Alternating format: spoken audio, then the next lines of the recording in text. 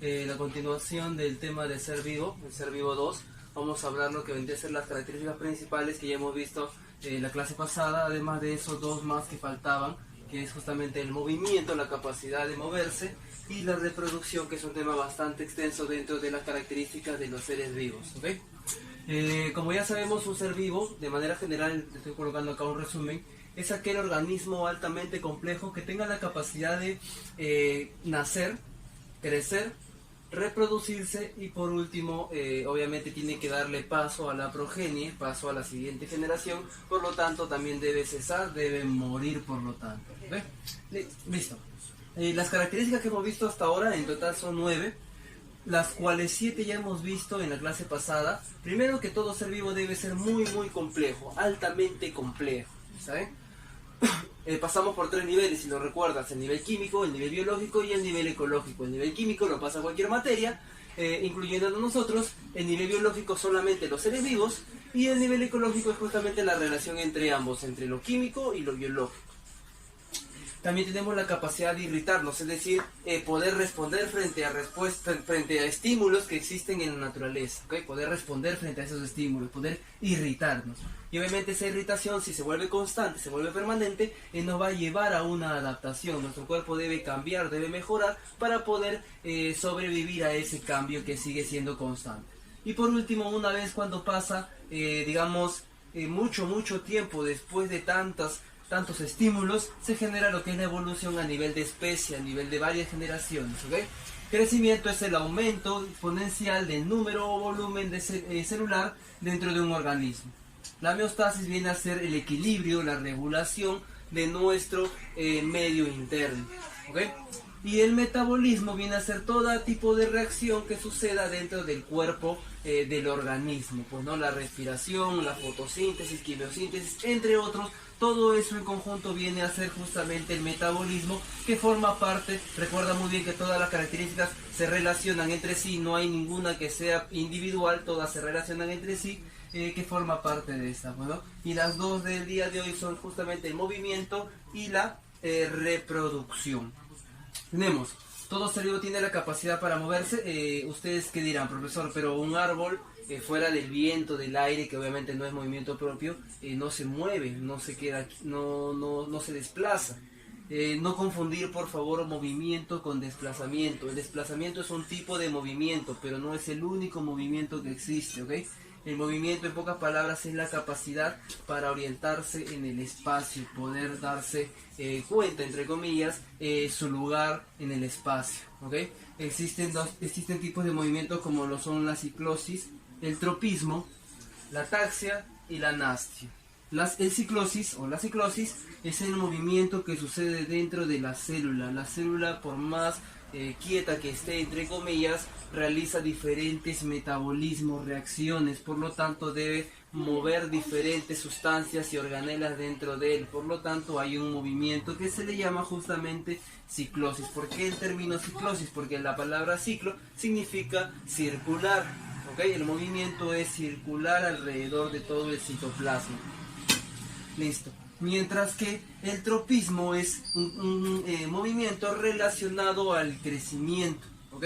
Esto de acá, por ejemplo, es clásico en plantas y también, digamos, en algunas bacterias al momento de reproducirse, al momento de crear nuevas bacterias, ¿ok? Listo. Tenemos en relación a los tipos de estímulos que puedan haber que están afectando a ese crecimiento. Tenemos quimiotropismo, que tiene que ver con los químicos y los nutrientes, ¿okay? Que tiene que ver con los químicos y los nutrientes que están alrededor de ese organismo. Foto, que tiene que ver con la luz, ¿okay? Cuánto de luz le incide, si es que le favorece o no le favorece. Geo, que significa suelo, ¿okay? En relación si crece hacia el suelo, si crece en contra del suelo. Tigmo, que tiene que ver con el tacto, superficies, ¿okay? El tacto, digamos, cuando tienes un contacto con una superficie, si creces hacia esa, creces en contra, te favorece, no te favorece, entre otros. Hidro, que significa agua, ¿okay? A favor, en contra del agua. Y gravi, que significa gravedad, que tiene mucho que ver con lo que es geo, pues, ¿no? En relación a la gravedad. Por ejemplo, acá tenemos una pequeña plantita que se acerca, digamos, la parte del tallo y la hoja crecen hacia donde está la luz del sol, mientras que la raíz obviamente crece en contra de la luz solar. pero sí a favor del suelo, pues, ¿no? Del suelo. Listo. Tenemos entonces que esa plantita vendría a ser, al menos la parte del tallo, geotropismo negativo, ya que crece en contra justamente del suelo. Mientras que la raíz tendría geotropismo positivo porque crece a favor de lo que viene a ser el suelo, pues, ¿no? Y el tallo y la hoja tendría un foto, debido a la luz, en relación a la luz, fototropismo positivo, ya que crece a favor de esa luz. Mientras que la raíz tendría un fototropismo negativo, ya que crece regularmente en contra de la luz, ¿ok? Y también algunas bacterias, por ejemplo, tienen quimiotropismo, ¿ok? Quimiotropismo en relación a los químicos, ¿ok? Por ejemplo, si colocas un poco de cloro hacia un costado de una lámina, obviamente la bacteria va a empezar a reproducirse, pero obviamente siempre la división que va a tener va a ser en contra de ese elemento que puede ser nocivo, o quizás al revés, si el elemento es un nutriente y le favorece, obviamente la colonia empieza a crecer justamente hacia ese costado, pues, ¿no? Listo. Esto vendría a ser entonces el ciclosis y el tropismo, ¿ok? Tropismo y ciclosis. Ahora, taxia.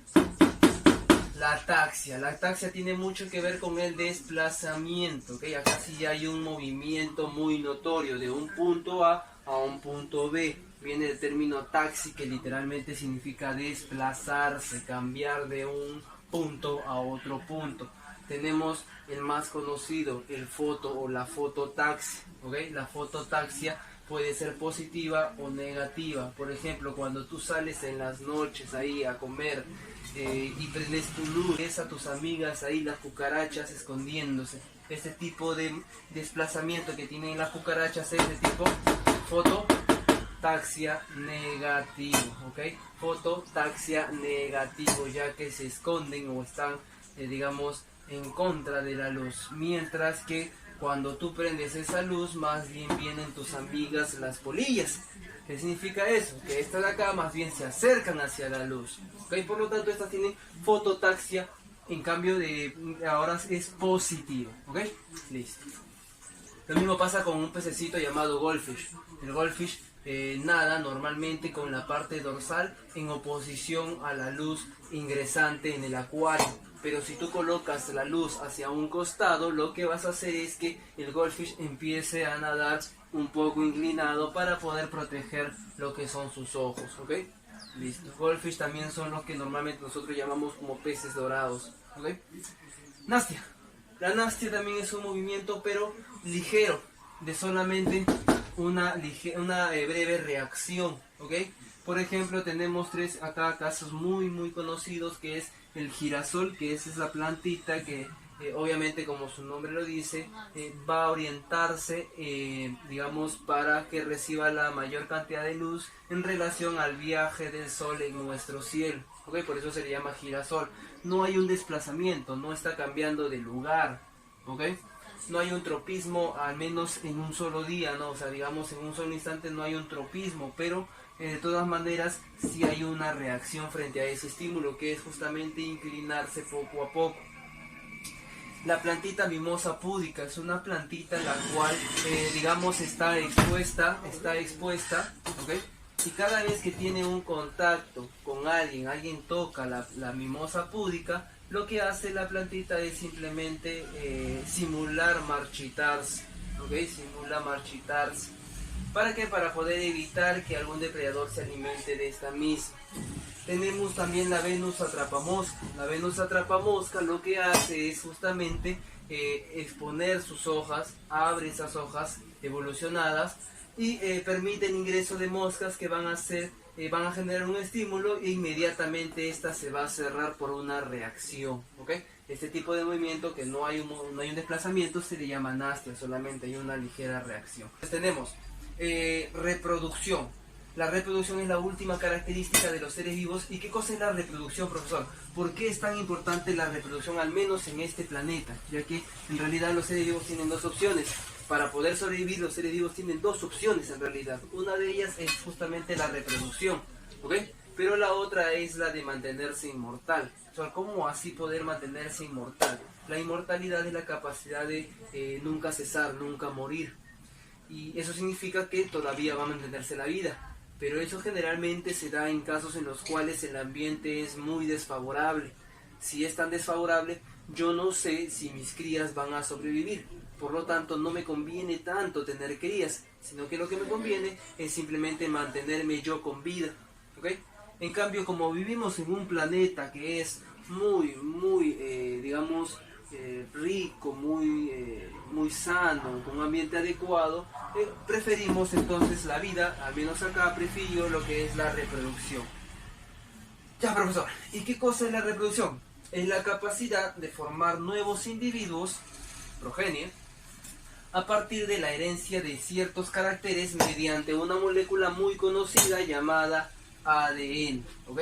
¿Y cuál es la finalidad de, digamos, enviar esa molécula, mandar esa molécula a mi progenie, a mis crías? Justamente la finalidad es perpetuar la vida y de paso, ¿ok? La más importante es perpetuar la vida y de paso conservar cada uno su especie. ¿Okay? Entonces yo he leído en algunos libros que dice que la finalidad de la reproducción es la perpetuación de la especie. Sí, en cierta manera, pero más general y más importante obviamente es la vida, pues, ¿no? Porque si una especie desaparece, no logró conservarse, no significa que la vida va a desaparecer, ¿ok? Más bien es todo lo contrario. Si la vida desaparece, ninguna especie, por ende, obviamente, va a poder existir, ¿ok? Es más, profesor, ya, si desaparece solamente todas las especies excepto una, lo más probable es que esa única especie dé paso a las siguientes especies futuras, y eso ha pasado, ¿ok? Hace muchos millones de años ya ha habido extinciones masivas, quizás este año sea una de ellas, donde desaparecía la vida, ¿ok? Prácticamente hasta un 90% de la vida desaparecía por X motivos ambientales. Sin embargo, esa poca cantidad de vida que sobrevivía es lo que ha dado paso a la vida actualmente conocida. Y eso va a pasar y va, digamos, pasar siempre, ¿ok? Nunca va a dejar de pasar. Tenemos dos tipos de reproducción, la reproducción llamada asexual y la reproducción sexual. Las características básicas de lo asexual sin sexo, significa que solamente tiene un solo progenitor. Acá no hay hembra ni macho, ¿ok? Solamente hay un progenitor y las crías vienen a ser una copia de ese progenitor. Mientras que el sexual hay dos progenitores diferentes entre sí. Acá se puede hablar de hembra y macho. ¿Okay? Acá se puede hablar de hembra y macho y digamos que las crías al momento de combinar los materiales genéticos generan una variabilidad, ¿okay? No son iguales a los padres.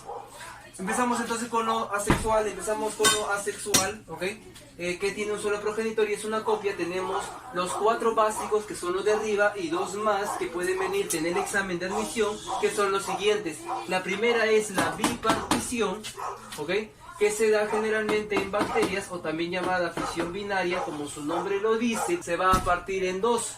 La bacteria lo que hace es dividirse. La gemación lo realiza la levadura. Era una gema. La célula adulta lo que va a generar es una gema, ¿ok? Esta gema es como una especie de protuberancia, de tumorcito que sobresale en el individuo adulto y poco a poco se va a ir separando, un pequeño individuo que poco a poco después va a ir creciendo.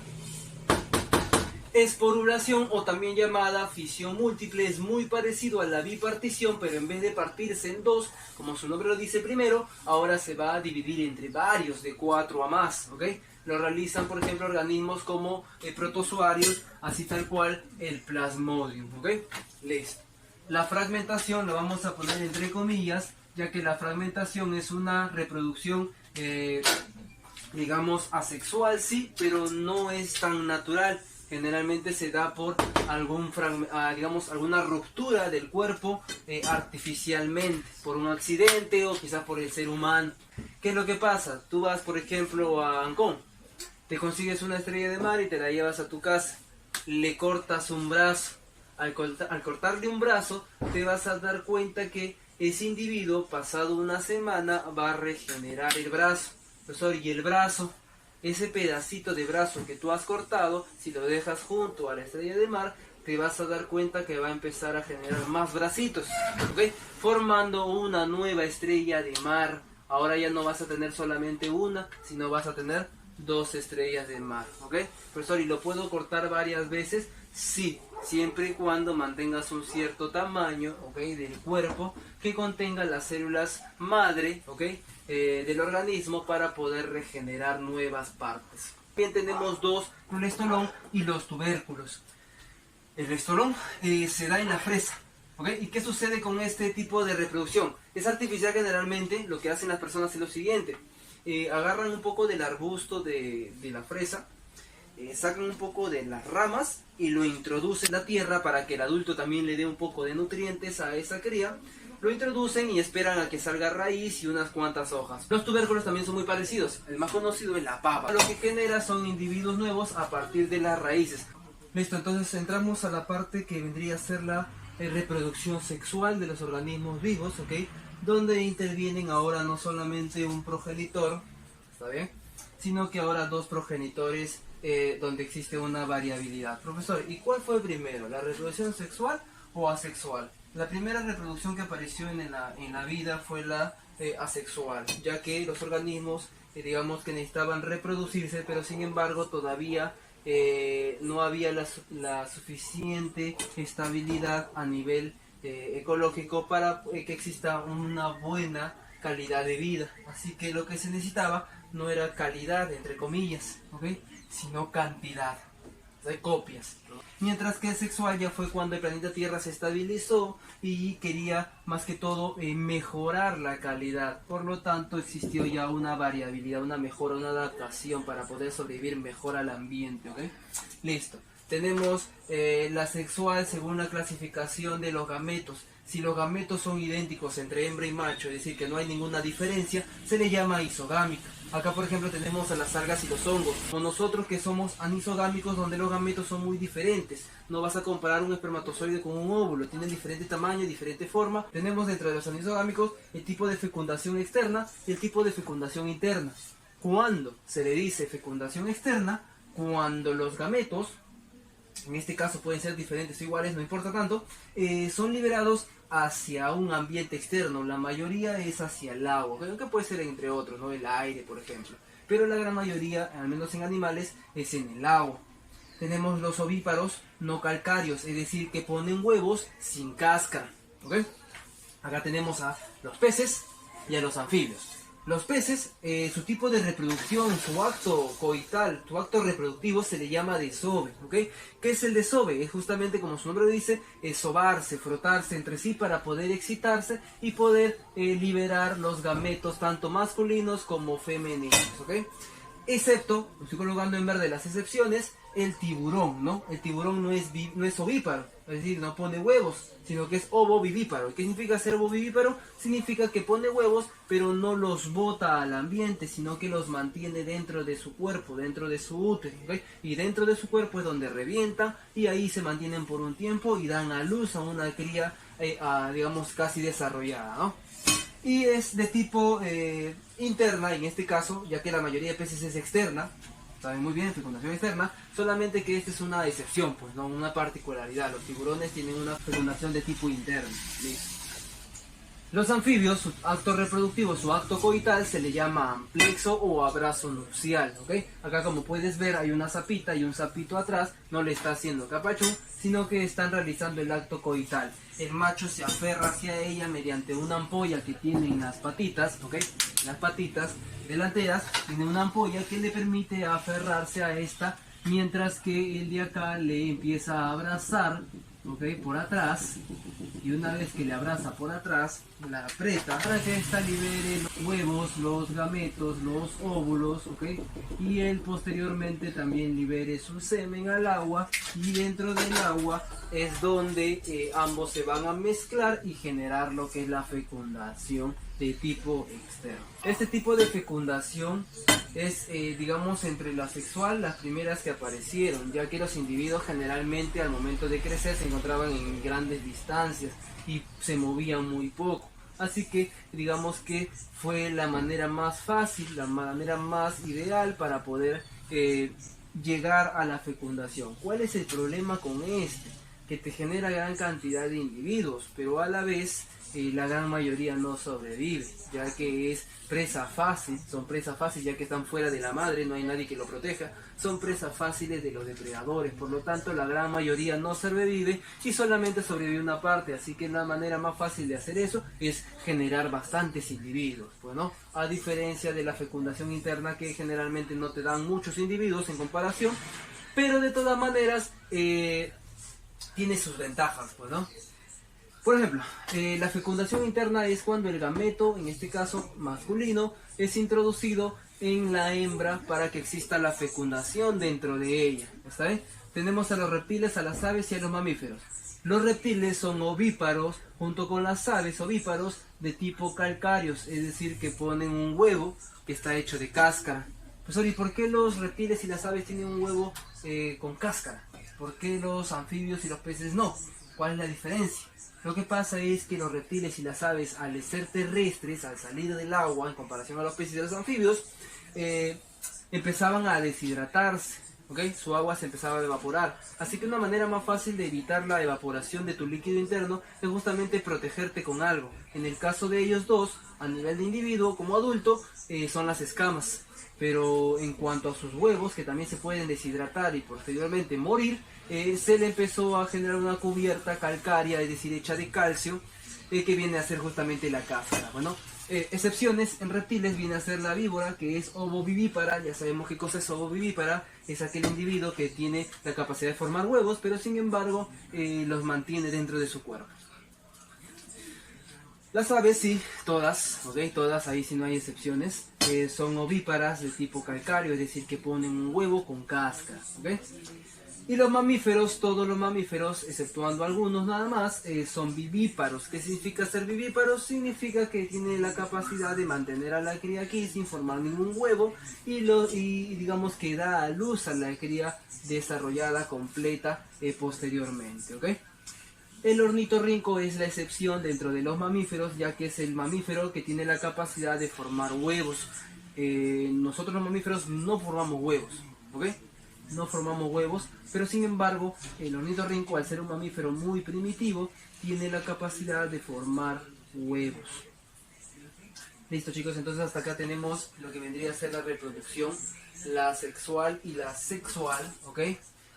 Y justamente hasta aquí terminaríamos en sí, pero tú sabes muy bien que en toda regla, siempre la naturaleza tiene cositas, tiene particularidades, y es por eso que acá estoy colocando 1, 2, 3, 4, que se divide en otros más, ¿ok? Partenogénesis es cuando uno no necesita unirse a un espermatozoide masculino o a un gameto masculino para formar un individuo, sino que solamente basta con la posterior división de este. El ejemplo más clásico y más conocido es el de la abeja reina. Cuando la abeja reina va a formar una nueva colonia, necesita un macho, por lo tanto empieza a generar zánganos a partir de óvulos no fecundados. Lo hacen abejas, ¿ok?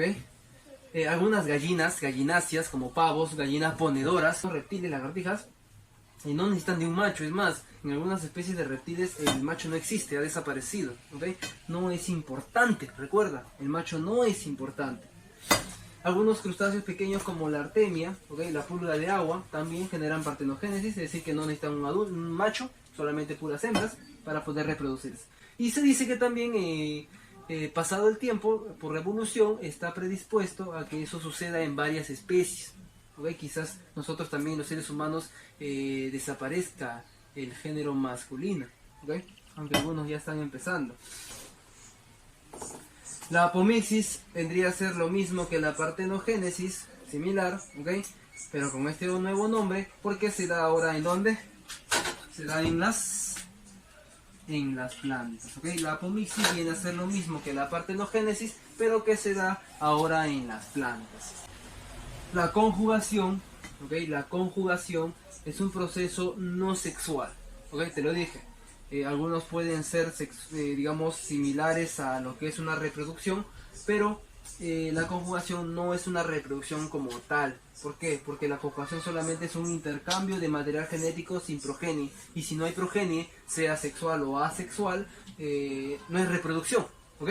Solamente es como un intercambio de información. Si tú necesitas, yo te doy. Si yo necesito, tú me das, pues, ¿no? Listo. Por ejemplo, acá vemos.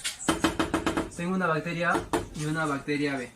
Tengo una bacteria de tipo A y una bacteria de tipo B. ¿Listo? La bacteria A es, digamos, una nueva bacteria, una nueva cepa que está introduciéndose en un organismo que ya existe otra bacteria, en el cual ya existe otra bacteria. Ahora, esa bacteria B resulta ser resistente a algún químico que produce ese ambiente, digamos la penicilina. Pero la bacteria A no es resistente a la penicilina, entonces ¿qué hace? Simplemente le pide, por favor, entre comillas, obviamente es un ejemplo, le pide que le dé esa información. Tú eres resistente a la penicilina, yo no. Por favor, dame un poco de esa información para yo también ser resistente a la penicilina. ¿Ok? Entonces le dice ya normal, yo te doy esa información, pero siempre y cuando empiezas a sacar ¿qué? ¿Qué es lo que tiene que sacar?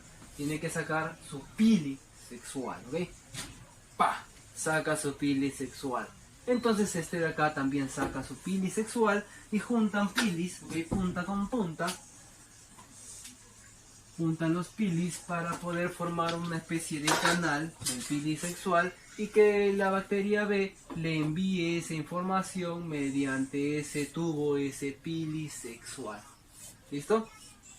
Entonces dime tú, esta bacteria ha cambiado, ha habido lo que se le llama, ¿okay? Lo que se le llama variabilidad.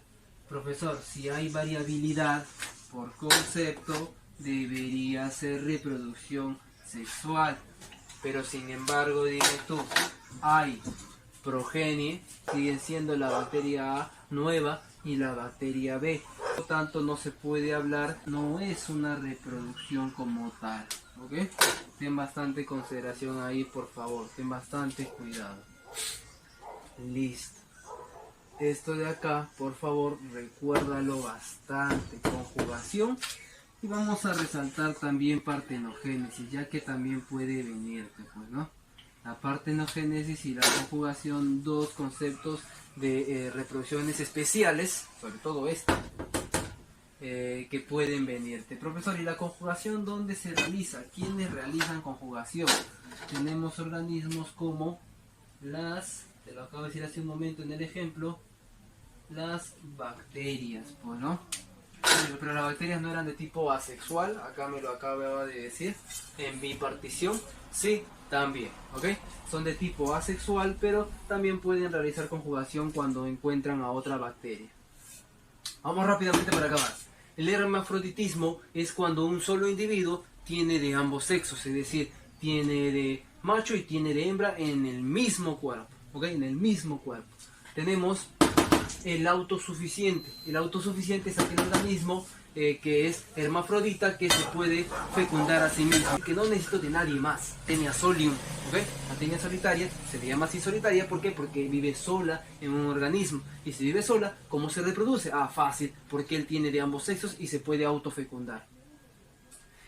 El insuficiente, como su nombre lo dice, no puede fecundarse a sí mismo. Y como no puede fecundarse, a pesar de que tenga ambos sexos, él mismo no se puede fecundar, entonces necesita que otro individuo venga, que también sea igual a él, que tenga ambos sexos, y empiezan a reproducirse entre sí, ¿ok? Tenemos un ejemplo muy conocido, que es el de la lombriz.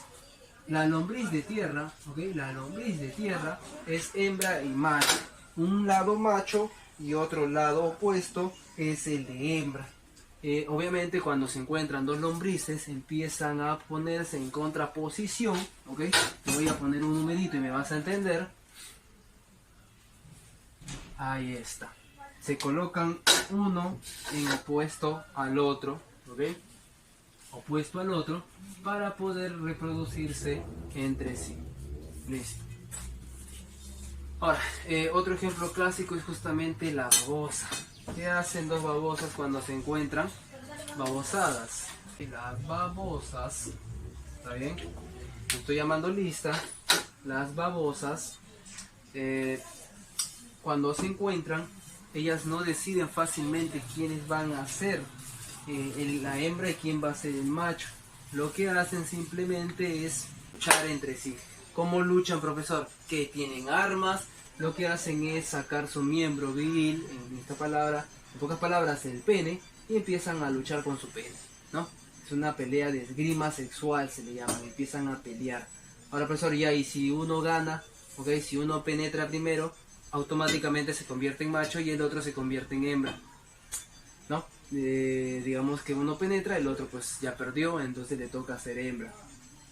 Ahora, eso significa que en una de las babosas el que acciona es el lado macho, pero eso significa también que queda un lado hembra libre, que evita que venga otra babosa, una tercera babosa, y aproveche la situación y penetre al que está con el lado hembra libre, pues, ¿no? Ahora, esa tercera babosa, lo mismo, lado macho activo, lado femenino pasivo, por lo tanto, ¿qué impide que venga otra cuarta babosa, ¿okay? Y la penetre, pues, ¿no?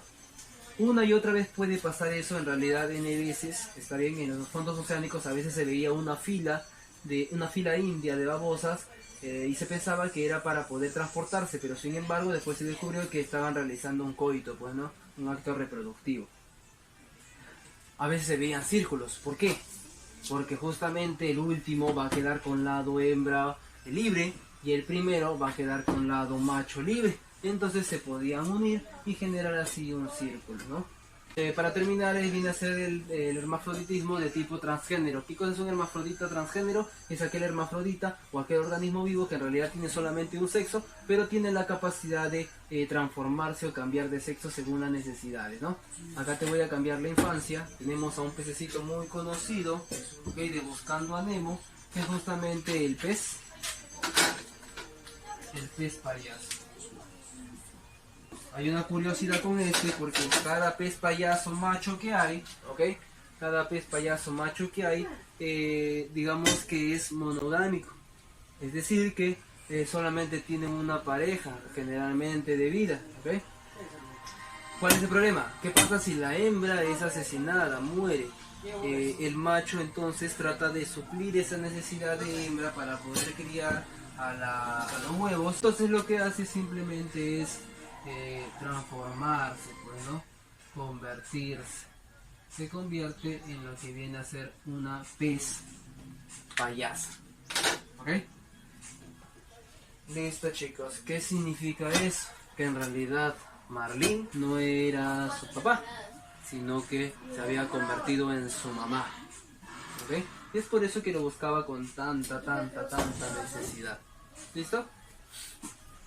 Jóvenes, entonces hasta aquí terminamos la parte de Ser Vivo completito, ¿ok? Para ti. Ser Vivo 2, todas las características que ya hemos visto anteriormente y también las nuevas características que son movimiento y reproducción, ¿ok? Que zanjaría todos los conceptos básicos de Ser Vivo. Espero que tengan un buen fin de semana y nos vemos en la próxima clase.